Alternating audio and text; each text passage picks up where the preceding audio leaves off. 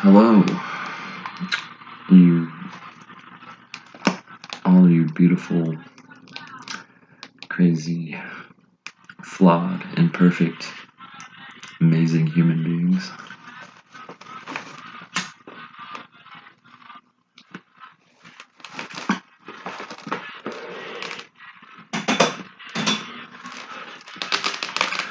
This is Michael Melton. That's Velcro. And I'm in Clay's utility closet, which is soon to not be his utility closet as he is moving out. And I am accompanying him on his journey to the East Bay region of California.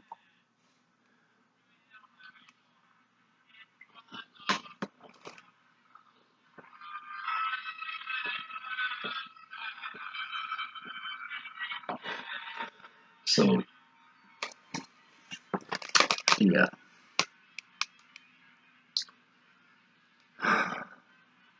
Today was pretty weird.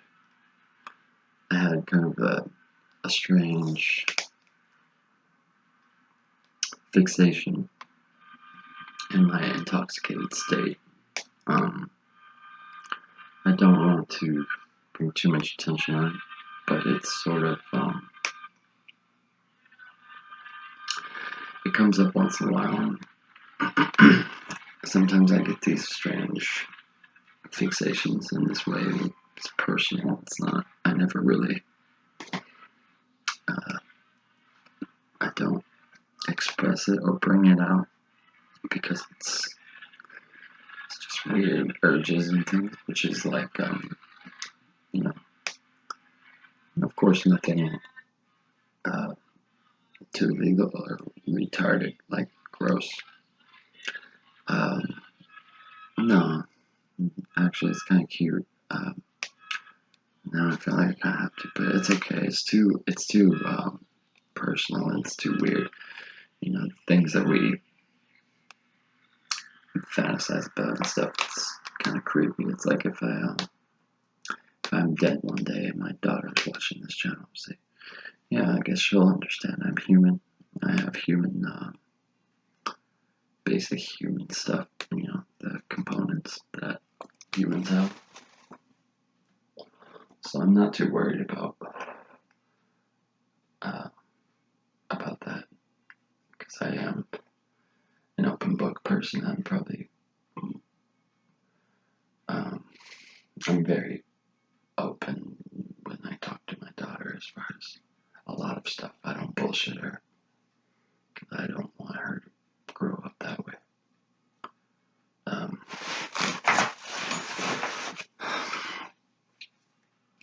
But I also don't want her to grow up with an absent father, and I'm never there.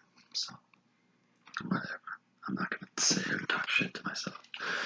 So yeah, it's just me, water heater.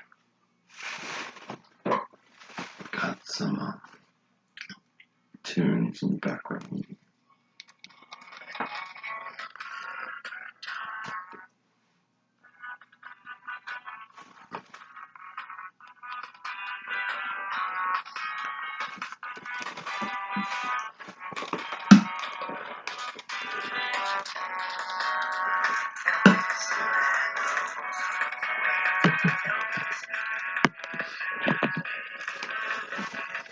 So,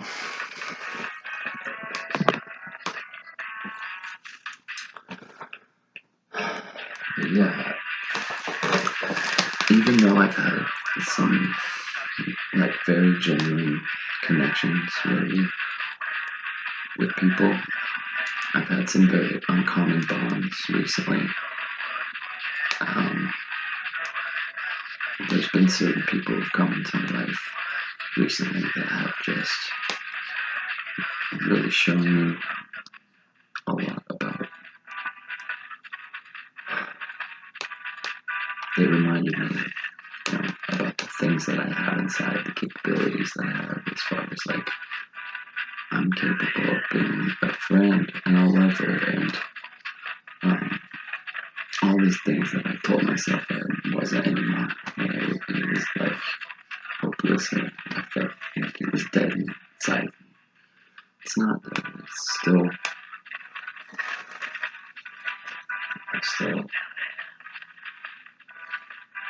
I still have a heart, so it's pretty amazing. For all that shit.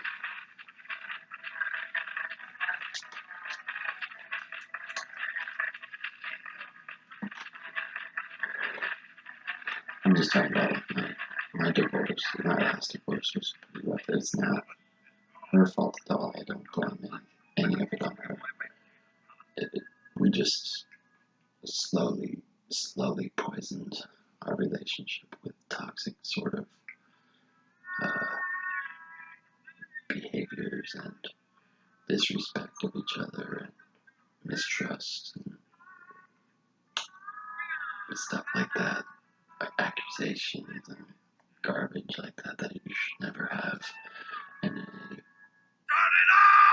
a loving, intimate relationship. What I always tell people is, which I'm not a relationship expert, obviously, but I do believe I'm right, because I say this all the time. I say, like, our biggest flaw in my last marriage was that we destroyed our trust for each other, mostly just through suspicion rather than actual betrayal. But what I say is that you can't have love without trust, and that, I think that's a very huge thing, and it made me realize that I had had enough of the dream of a romantic enterprise. But also it made me feel that I have to be extremely diligent and vigilant about red flags when I meet new people, and I start to become enamored with them. The whole thing,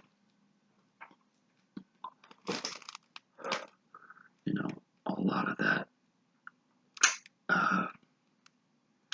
fresh innocence or fresh energy, openness to people being fucking crazy and just who they are. Unfortunately, my tolerance for the dark side of others has gone all the way down here, because I've had too many experiences where I spent too much time dealing with negative transactions and environments and energies surrounding, and me too. I became a bitter, nasty guy as far as my attitude and my whole spirit became like a mealy apple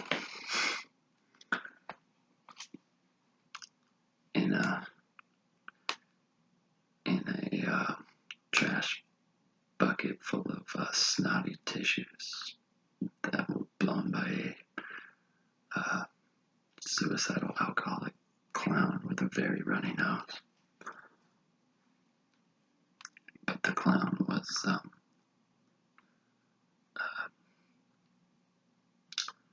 the timeline of history. I don't know.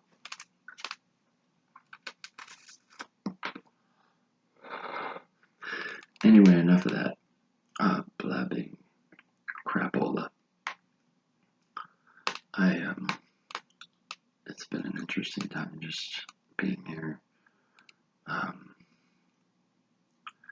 Clay really didn't.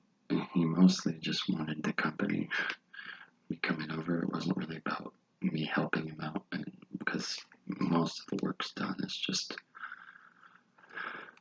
cleaning surfaces and vacuuming and these kind of getting it ready for the property owner to go through with their little checklist and refuse his deposit.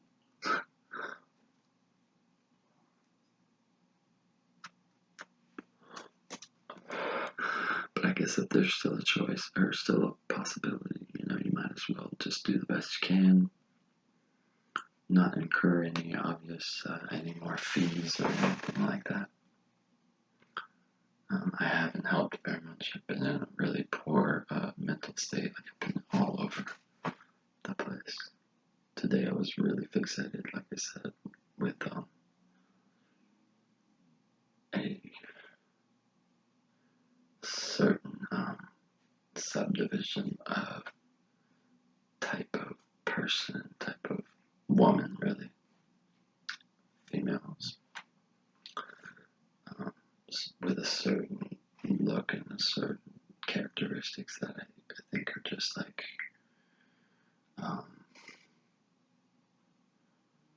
really beautiful. But I guess it was nice for me to revel in this sort of like appreciation for these features, these type of beautiful women that I admire. And I really like obsessed with it for hours. And I was looking at just pictures of like these beautiful women's faces and things. It was really strange. Just admiring just the coolness of their general character and their look, and I'm not lending them too much because I don't know their life and their inner being and what they're really about, but their external character radiates and a sort of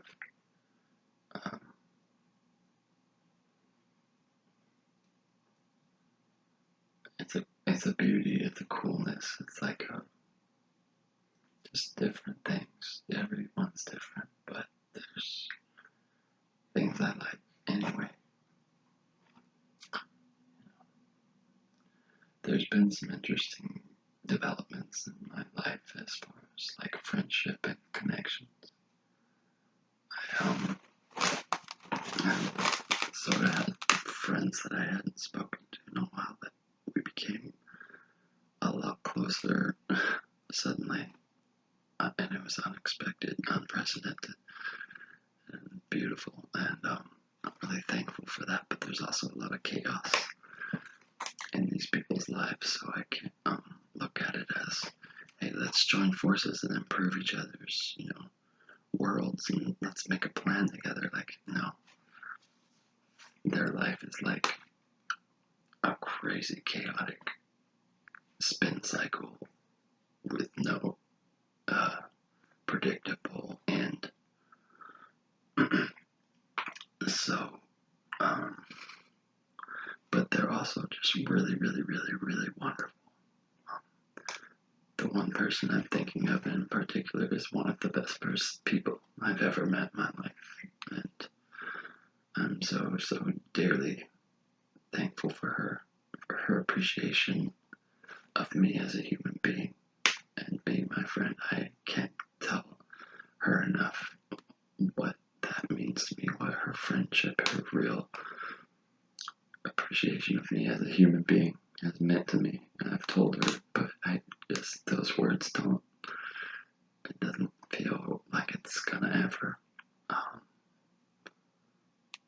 really explain how I feel, where as it's a genuine sort of love, but it's not a romantic sort of love. Like I think we just really respect and admire and love each other as people, and we both know the dangers and the pitfalls of intimacy and relationships. So we're taking the road of wisdom. We're incorporating our wisdom of our, the hard way into our daily living, somewhat. obviously both have things we need to work on. It's mostly just this one really special woman who I think is just, I'm serious, just one of the best people I ever met in my life, because of her spirit, because of how cool she is to, like, pretty much everyone. Not without reason, like, not without, I mean, you know, I think she gives everyone, like, sort of benefit of the doubt until you fuck it up, until you disrespect her, and then, oh, she's gonna let you know. She's gonna let you know. But, which I really appreciate too. I just don't like people being pushovers. It's so aggravating, like, when people don't stand up for themselves, or when they don't stand up for what's meaningful to them, and they repress it. That just is like a tragedy to me. It's like, why are you even alive if you're not going to ever truly express your passionate convictions and your, you know, yeah, what you feel is meaningful and what you feel is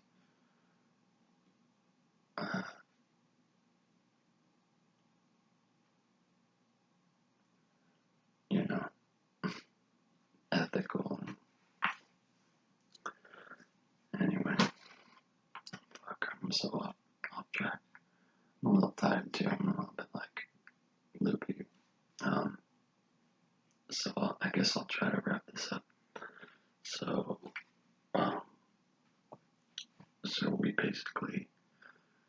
we have like a morning of loading up all the little things into Clay's truck, and we have to get driving to Cali.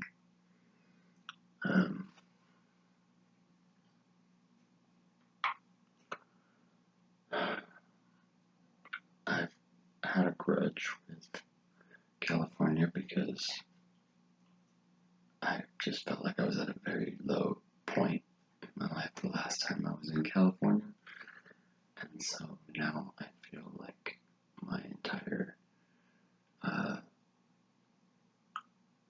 attitude towards the state of California is a feeling of like, oh, that's a place where I failed and I have to move on. So, but I need to stop treating it like a damn album that I listened to in a dysfunctional relationship and just realize it's it's a beautiful state.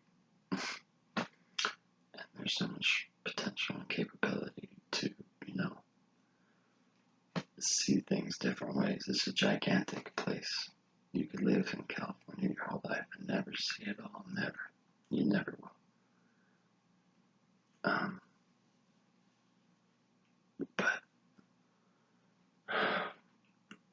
And I'm excited because we're going to East Bay, and I haven't been to the Bay Area since I was a young boy, since I was like a teenager, like 14 or something. So I'm very much looking forward to that, even though I'm also very jaded, so not expecting anything, but I think it'll be nice. It's already been very nice to not be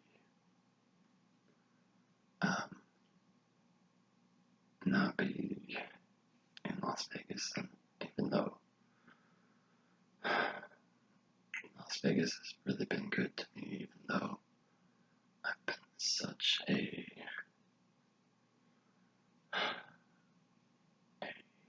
illogical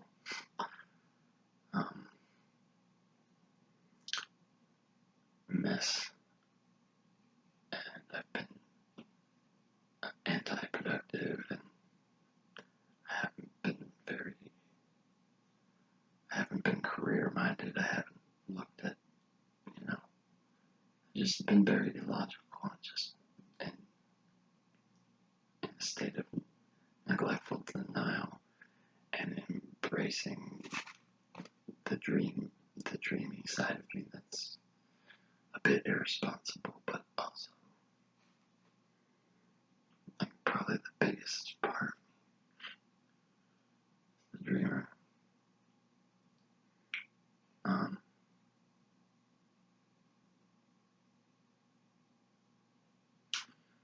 So, okay, so I'm gonna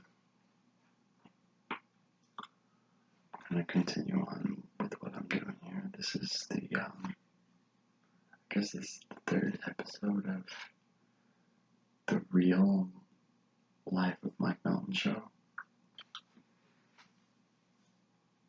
I don't think this is that entertaining, but it's kind of like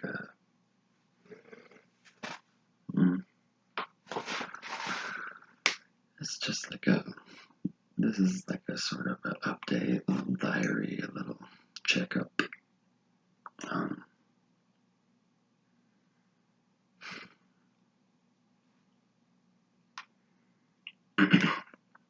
So,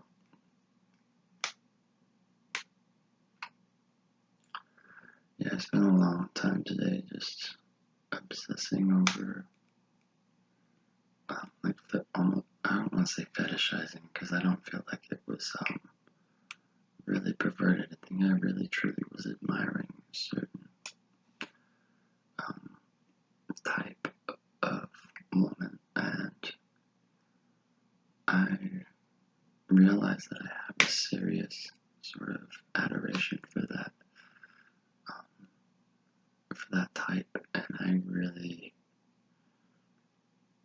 want to go for it. I think I'm feeling in my heart like I'm dreaming of this kind of person that has those qualities I'm really attracted to, and I want to become really good friends with a person like that and have a really super good, meaningful, intimate connection. Obviously, I'm not looking to walk into another marriage and destroy what's left of my heart. But you know, so it's been weird being in Arizona. I don't like it here. It feels like there's weird, like, troops of people that I see. I see like the same cars over and over. It's weird.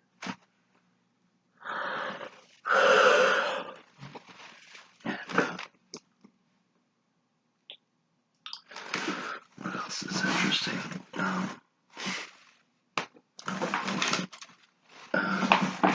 I bought a bunch of drawing supplies the other night.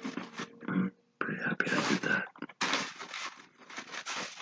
Got some really good pens.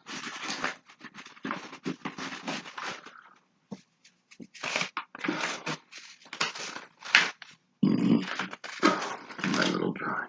These little mini drawings. Yeah, you've all seen them. I'm always sending that shit to people. Even though they're really inadequate, bad quality digital pictures.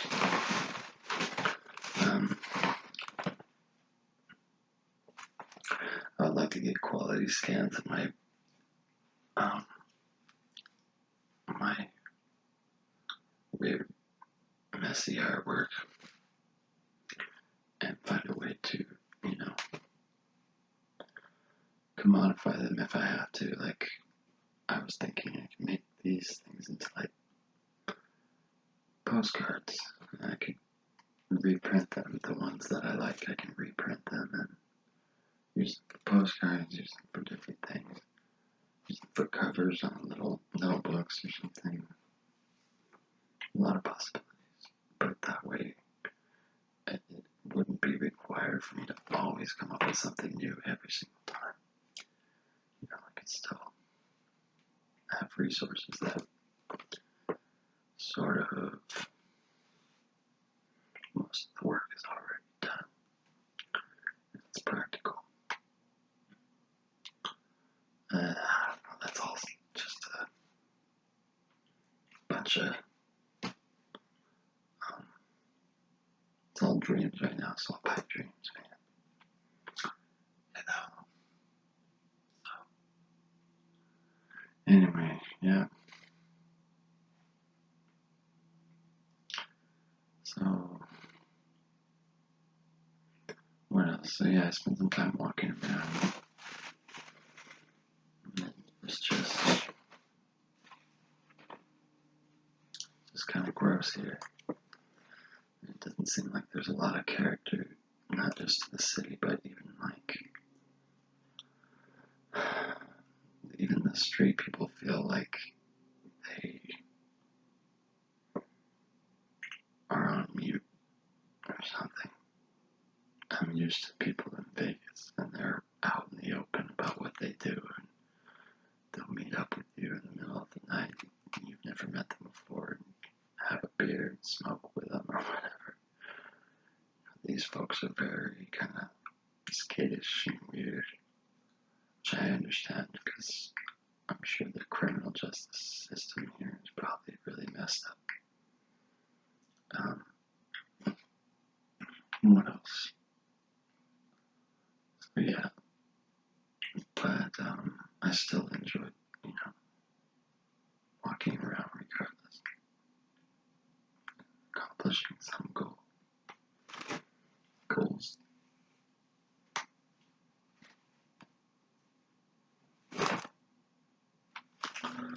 So, what else we got? Anything? Yeah, I think that's it, guys. Yeah, so I guess that's it for episode 3. We're going to be taking off tomorrow, God willing. And say goodbye to Clay's parents because I'll probably never see them again. I'll see them who knows when.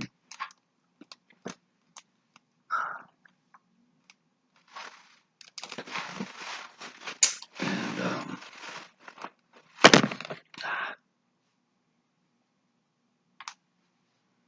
okay, well, I don't even know what I'm doing now. I guess I don't have anything else for you yet. I can talk a bunch of nonsense if you like. Rubbish tree, carrot burger, stencil strap, circuit board carpentry,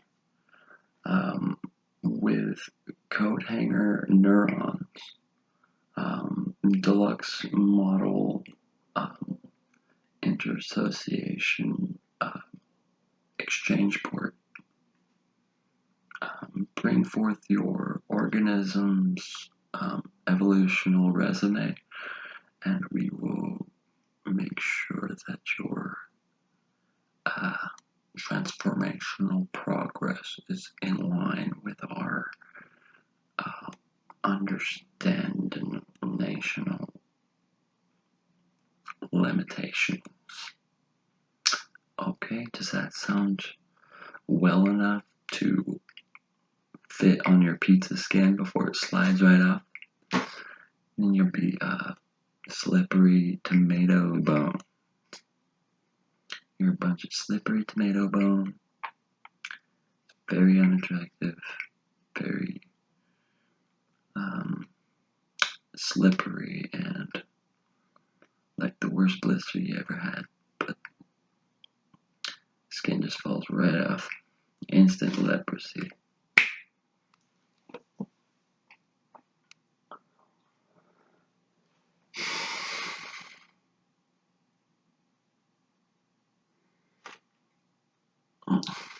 I drew a pretty cool drawing.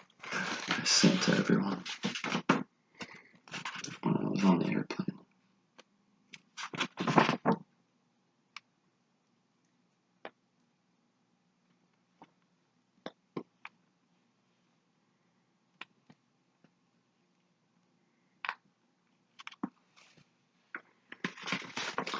was also really randomly, I was appreciating the Jane's Addiction show I got to go to.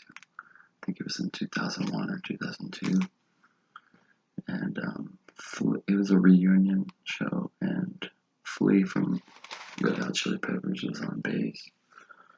And there were naked, fire juggling acrobat women that were painted different colors in body paint and climbing up structures, and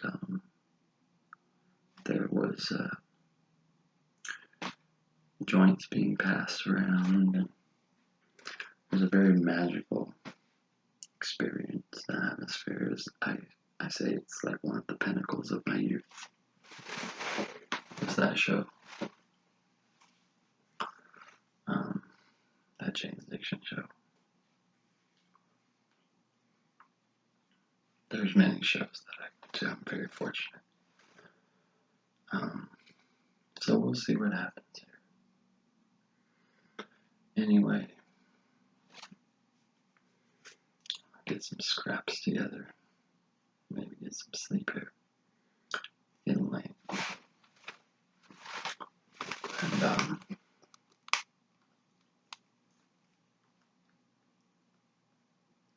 hopefully I won't get sodomized by a dragonfly in the middle of the night and end up laying larva. That would just be so larval shitty. Larval shitty city, man. You got that dragonfly egg booty droppings, man. You got the disease, man. You know, don't touch it.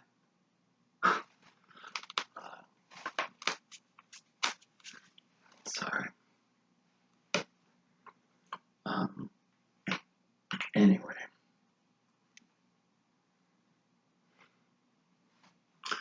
Thank you for giving a darn.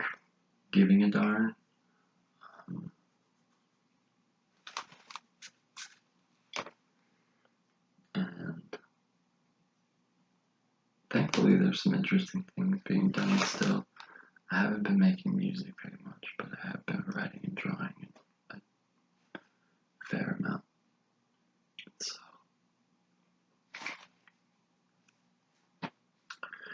and I want to keep working on that. I want to make some beautiful things, and I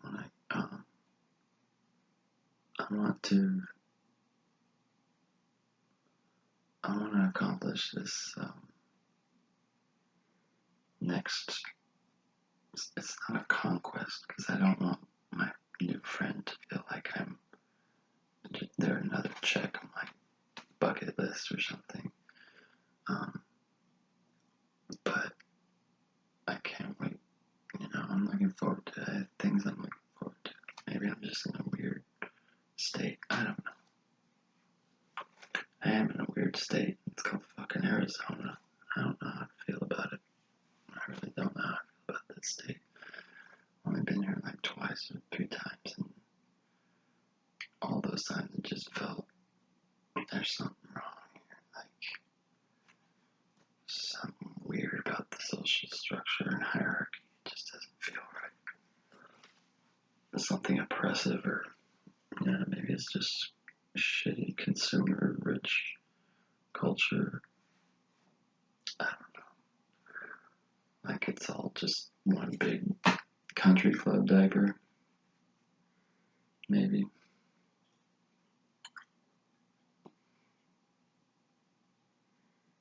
Well, those of you who are there that I think about, I love you. And thank you for being my friend, or my family member, or both. And just thank you for giving a darn. It doesn't mean you have to suffer through this crappy video to give a darn. You really don't.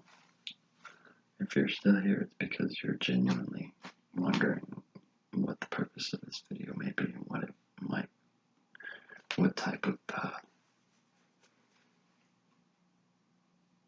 what it's going to mean at the conclusion, you know, just like anyone else when they watch something. In this case, I didn't know when I started, and I still don't, so this was very unplanned, very, spur of the moment.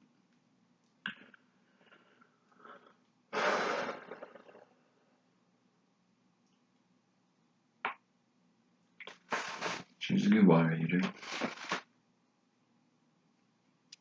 An American water heater.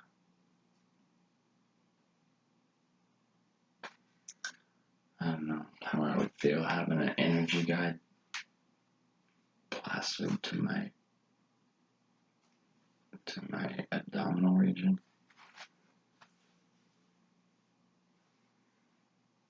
And having gray metallic cylindrical skin, having tubes, and always having to cook water inside me from the bottom of my vessel all the way to the top of my brim. And just, I don't know. All I am is just this hot reservoir for your home comfort. You know, that's really,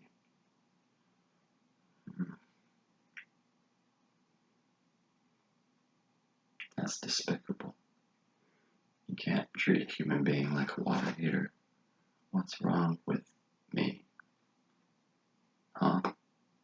Michael, you're despicable. Stop treating yourself like a water heater.